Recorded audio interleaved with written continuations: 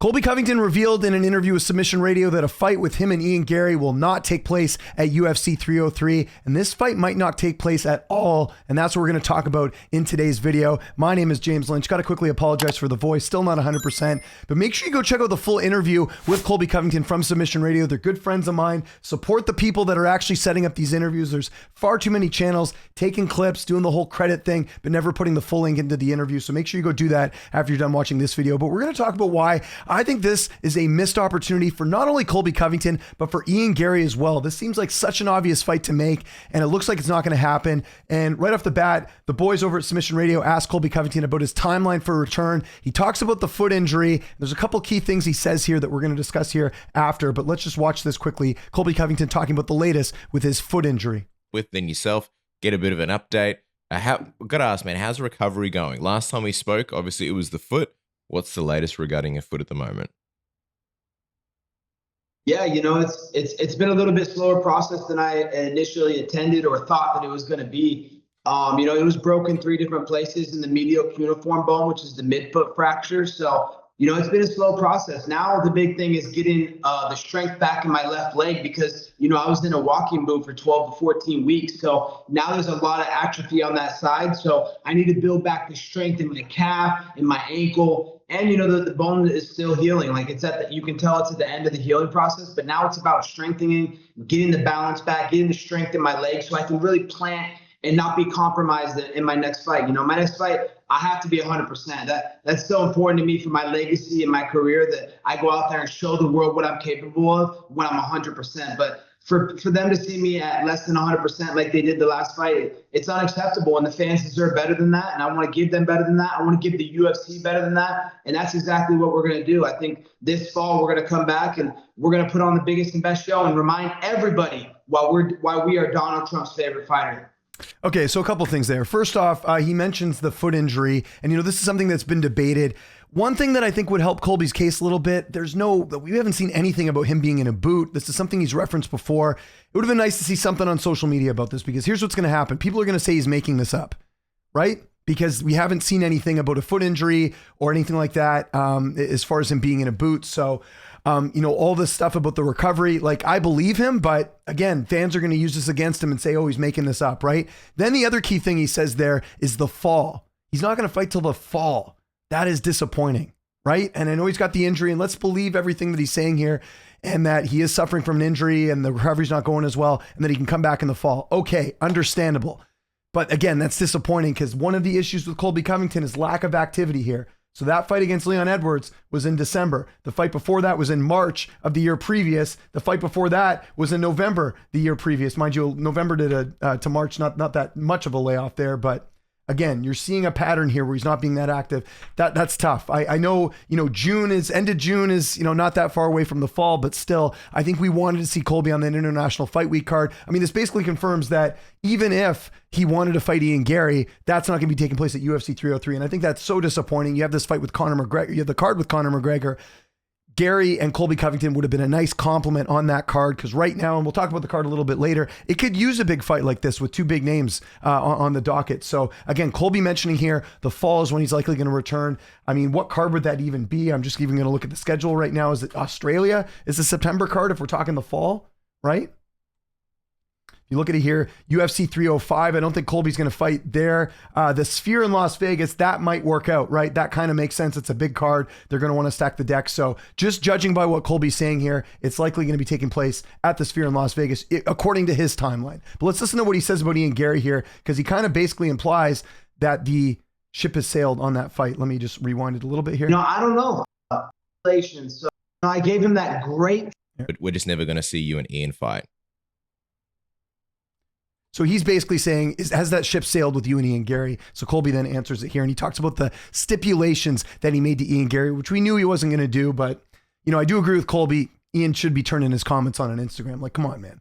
The thing is, I gave him that great freaking deal early on, guys. Just 3 simple stipulations. So I gave him this great deal. The next time it comes back around, that deal's not going to be so sweet. He's going to have to learn the basic principle of life. You got to learn things the hard way. So, I don't know. I don't know if that shit will come back around, I've said what I needed to say about him. I've said the truth and nothing but the truth and only facts about him and his relationship and his little circus gimmick that he's got going on. So, like maybe he does. I don't know, but he hasn't done it yet. He's coming off a split decision against the busboy. The kid's serving blooming onions over at Outback Steakhouse. He's not even a full-time fighter. You're coming off a split decision over that guy, and you're trying to act like you call the shots. And I'll do as I'm told. No, kid, you'll do as you're told. You'll do as you're told, and you'll go sit there in the corner because you're Conor McGregor. Love that smile, by the way, with the Conor McGregor thing. I mean, he is right about Ian. Ian's not in a position to be calling the shots. Yes, he's on a win streak right now, but Colby is right about this. Colby is the one who's the A side here as far as, the matchup and everything. But he basically says that he's going to move on, and we're not going to watch this whole thing because I think it's just faster if we go through what Colby says after this. So he basically implies that the Garry fight might not take place. He doesn't say exactly why. He just mentions the stipulations that weren't being met. And the problem with this is now fans are going to say that Colby's scared to fight Ian Garry, which isn't the case. I mean, the guy fought Kamaru Usman. He's fought a lot of dangerous fighters here. I don't think Ian Garry is the one guy he's refusing to fight because he's quote unquote scared, but that's what fans will say after seeing this and saying they didn't meet the stipulations. Because if you remember, I did a video on this before. I said the stipulations were just kind of a fun gimmick thing, but I didn't think Colby would not take the fight if the stipulations weren't met. He's kind of saying that here. That's not a good look in my opinion. And I just don't get why Colby doesn't see the value in fighting Ian Garry. There's a lot of fans who don't like Ian Garry right now that would be on Colby's side. Colby's performance against Leon Edwards was not very good. He lost a lot of fans because of that performance. What's one way you can win fans back? Fight someone that a lot of people don't like, and that's Ian Garry. It's pretty obvious here. So it would have been a win-win here. And then on the flip side, let's say you're not a fan of Colby after what he did, but you don't like Ian Garry. If Ian Garry beats Colby, maybe you're a fan of Ian Garry. So that's why I think this fight was a win-win for both fan bases and for a lot of the fans. And not to mention, you got Ian Garry, who's trying to be like Conor McGregor on this Conor McGregor card. I just think this was a missed opportunity for both fighters. But like I said, if Colby's not ready to go, I understand it. But the thing was, when Colby mentioned the fall date, he didn't mention Garry. He starts talking about other opponents. And that's what he talks about here a little bit later as far as other opponents, MMA Fighting transcribing this interview. But here's what he says.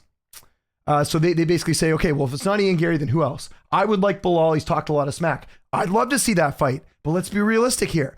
Most likely, Bilal's going to get that next title shot. I know the longer this goes, the less likely that seems, but who else is Leon Edwards going to fight? I don't think Islam's going to come up and fight him. I know he was apparently offered that fight against Leon at UFC 300. I don't think they're going to do that because you got, Arman waiting in the wings at lightweight. I think there's a lot of work to be done at lightweight for Islam Makhachev. And then you've got, maybe Shavkat Rakhmonov, but again, I think to the casual fan, they don't know a lot about Shavkat, even though they should. He's one of the most dangerous guys in the weight class. I think the move with Shavkat is him and Jack Della Maddalena in Australia on that card I mentioned in August. That's the move there. So who does Leon fight? There's no one else for him to fight. So that's why Bilal makes sense, and put Bilal on that UK card, do that fight as a co-main event, put Tom Aspinall against someone in the main event. Everything's good there. So I don't mind him calling out Bilal. I just don't think that fight happens unless Bilal's not getting the title shot. So that's kind of slim. But then here's the part where Colby kind of loses me a little bit here. So he talks about, Bilal squatting in the ranking. Again, I think this is a smart move here. I mean, the reason Bilal's been waiting is because he was supposed to get the title shot, right? So that's why he's been sitting around, which is the exact same thing Colby did when he fought Leon Edwards. He waited out until he got the title shot and he got it. So I don't blame Bilal doing this, but again, good move by Colby here, turning it around on Bilal and saying, you're the one squatting. So I like that. I'm going to give credit where it's due to Colby, but I'm also going to be critical like I am in this video. Now, he talks about the injury. Where's the part about Oliveira here? One second. So despite that, Covington insisted a challenge to former lightweight champion Charles Oliveira, publicly floated the idea of moving up to welterweight after the 300 loss. And Covington called for a chance to welcome the Brazilian to the division. So they don't have the exact quote in here, but he does mention Oliveira as an opponent as well, which it's like, I don't know, like, I guess if Charles wants to move up, that could make sense. But I just think, like, again, Colby should fight guys. There's so many fighters that Colby has not fought in the weight class. Let's go down the list here of the guys that he hasn't fought that I think would be fun fights. No Usman fight. We're done with that. Bilal, sure. Shavkat, sure. JDM, sure. Gilbert Burns, sure. Even Sean Brady, I think, would be a good fight for Colby. I don't want to see the Wonder Boy fight. We've seen him fight aging veterans before, Lawler, Masvidal. We don't need to see that anymore. But any of these guys that I mentioned here would be great opponents. But the best option is Garry. So what I wish Colby would have done in this interview, let's believe him and say that the foot injury is keeping him out until fall. Ask to fight him in the fall. I know Garry probably wants to fight sooner than that, but then at least then you could pin it on Garry saying Garry was too impatient and he needed to fight then. I think that would have been a better move here. But the thing I didn't like about this interview is that Colby completely dismissed Garry and acts like it's not a big fight. I think more people would be interested in an Ian Garry, Colby Covington fight than a Bilal Muhammad, Colby Covington fight, personally. That's what I think. Let me know in the comments if you disagree or agree here. But that's where I think Colby's kind of losing people a little bit. So I just think it's really disappointing here. It's too bad this fight won't happen. I just feel like this was the one way for both Ian Garry and Colby Covington to get more fans. And now this fight looks like it's not even going to happen. So just really disappointing that Colby's kind of implying here. And again, he hasn't officially said he won't fight Ian Garry, but he's basically saying here in this interview that he's not, that the fight's not going to happen, which I think is a huge missed opportunity here for Colby and for Ian Garry. And now who does Garry fight? Like, really? Like, is it Gilbert Burns? Is it Sean Brady? Do they give, I mean, they gave Brady Bilal. It seems like they're, willing to give him whoever. Shavkat and Garry, I'd be fine with too. Again, I think you do Shavkat and JDM. I think that's the fight. JDM and Shavkat's the fight to make. Yeah, I say you do Usman and Ian Garry if he's willing to fight at 170. I say you do Garry and Burns, someone, but we got to get Garry a fight. And I think you put Garry on 303 if he has the opportunity to do it. And then if he wants to fight in September, he could do that too. But I don't know. This just very disappointing. And one more thing I'm going to mention here, because I know there's going to be Colby Covington fans in the comments, saying a bunch of different things like, oh, you're just saying this because Colby won't do an interview with you. I want to make something clear in this video. I've reached out to Colby, I think, one time since his fight, possibly seeing about getting an update. But if Submission Radio is going to interview him, there's no point in me interviewing him.